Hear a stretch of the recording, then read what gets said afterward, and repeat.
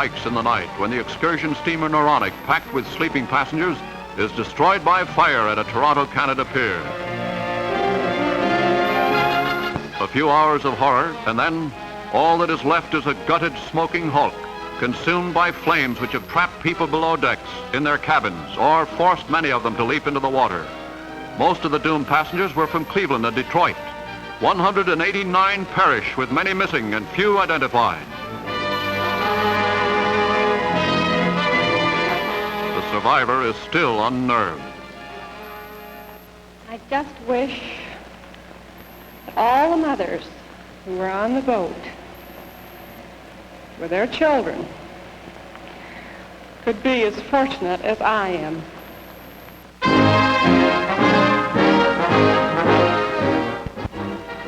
Charlottenburg Station is again linked with Western Germany as trains begin to roll into the once isolated city.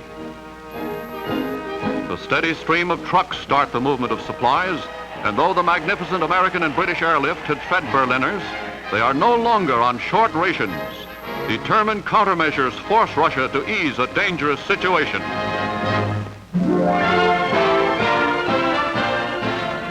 Lucky Lady, an Army B-50 bomber, takes off from Fort Worth, Texas on a super-secret mission.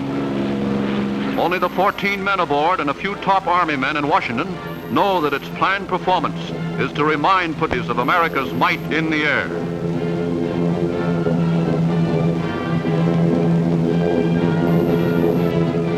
Dhahran in Saudi Arabia and the Philippines are two of 4 American bases that send aloft the B-29 flying tanker to refuel the globe-circling bomber.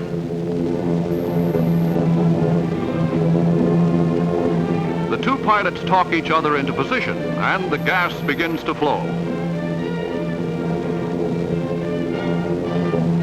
Hawaii sends more gas aloft, and soon, Lucky Lady is due at home. Mission almost accomplished, Fort Worth is alerted, and here she comes. 94-hour non-stop flight and a superb feat by her commander, pilot James Gallagher.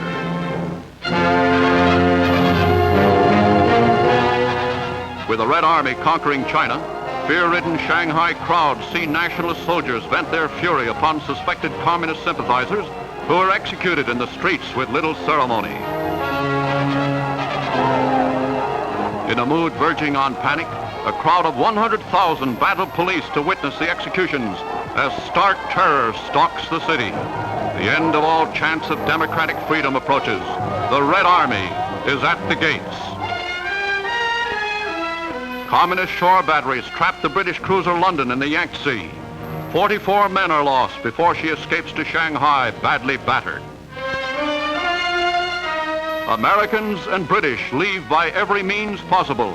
Some have to be carried aboard trains as the traditional open door in China is slammed shut. With a flat ultimatum from Red authorities, civil and military contingents depart to avoid clashes that could spark a third world war. Nuns who have spent their lives in religious teaching know that communism will not tolerate them. Shanghai becomes another red outpost. Philadelphia plays host to the 31st National Convention of the American Legion, led in parade by regular Army men honoring the victorious veterans of 2 world wars. The youngest drum majorette is an attraction, and though it's summer, Santa Claus comes from Indiana. A Minnesota post is costumed colorfully in a spectacle of more than 60,000 men and women marchers.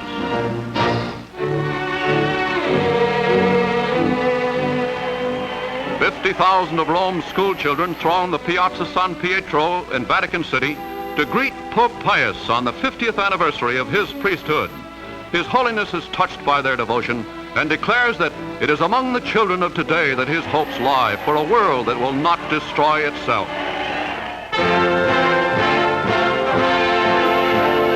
Lester Pearson, Canada's minister, signs.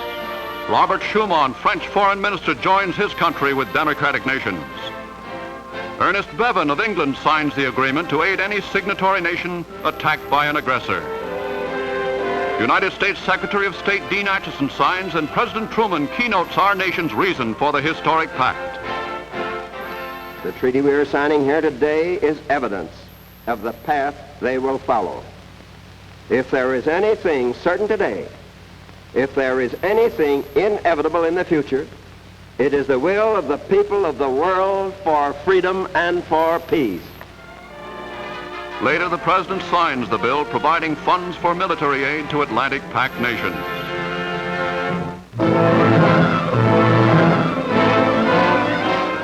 The crew of a rescue plane looks down in horror on scenes of devastation in Ecuador as violent earth shocks continue. Frightened people run aimlessly about. Others, numbed by terror, simply stand bewildered and helpless.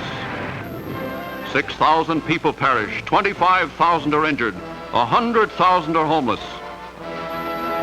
In this ancient church, a priest was officiating at a children's mass, and now its granite walls are all but leveled. A grim search for injured is started as soon as nature's fury has abated, but it's difficult to evacuate hospital cases. Roads are blocked, rivers are swollen, all forces seem bent upon heaping an agony of suffering upon those already sorely afflicted. Practically the entire Western Hemisphere rallies to the help of Ecuador, many times shapen by quakes, but rarely suffering such ruin, horror, and grief.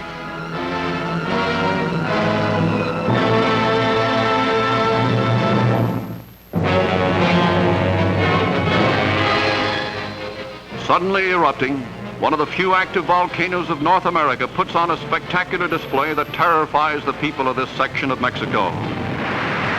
Mount Paracutin sends up nature's fiery warning that beneath the Earth's surface there may still gather the forces for destruction to dwarf anything conceived by man.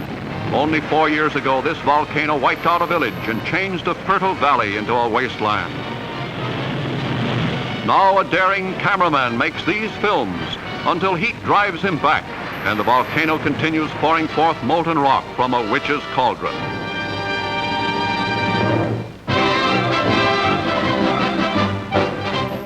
There goes the flag, signal for the start of the 500-mile Memorial Day race at Indianapolis.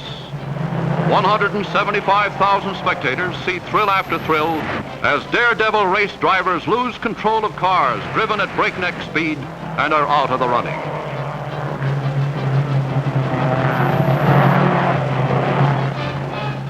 Here's a driver leading on the 24th lap when he loses a wheel and the car bursts into flames as it crashes the wall near horrified spectators.